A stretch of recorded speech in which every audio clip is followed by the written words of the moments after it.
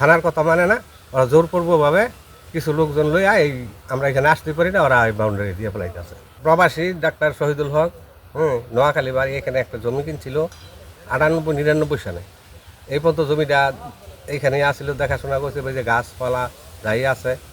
এক লোক সালাউদ্দিন আওয়ামী লীগের লোক জজ মিয়া সহযোগিতা করে এই যে এতদিন পরে 20-30 বছর পড়াইয়া 25 বছর পড়াইয়া এখানে জমি দাবি করে আর জোর করবে এই বাউন্ডারি দিয়া ছাড়ে জমি ছাড়ে হইল প্রবাসী ডক্টর শহীদুল হক।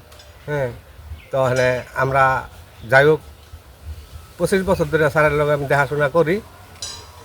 তো আজকে আমরা বাধা বন্ধা দেই, আমরা কোনো ফিরাইতে পারি। থানায় অভিযোগ দিছি, থানার কথা মানে না, ওরা জোরপূর্বকভাবে কিছু লোকজন লইয়া এই আমরা এখানে আসতে পারি না, ওরা এই বাউন্ডারি দিয়ে ফেলাইতেছে, জায়গা জমি নিয়ে দিতেছে। শহীদুল্লাহ সাহেব যে ডাক্তার, হ্যাঁ জমিটা মনে করেন যে অনেক বছর ধরে 25 বছর ধরে হ্যাঁ দখল আছে। দখলে থাকার পরে হ্যাঁ মনে করেন যাই হোক হ্যাঁ বাউন্ডারি দিছে, ঠিক আছে। আবার হ্যাঁ কইছে যে এই কাগজপাতি নিয়ে বইব, ঠিক আছে। আমরা কইছি যে কাগজপাতি নিয়ে বন, আমরা আরেকজনের জায়গা বাউন্ডারি নিয়ে করবেন। কইছে বাগিনা যদি পাই তাহলে আমি নিমু, আর যদি না পাই তো ছেড়ে দিয়ে যাবো। 30 বছর আগে দলিল এই জায়গা, অনেক আগে আমরা ছোট ছিলাম যে সময় কিনছি শহীদুল্লাহ সব জায়গাটা।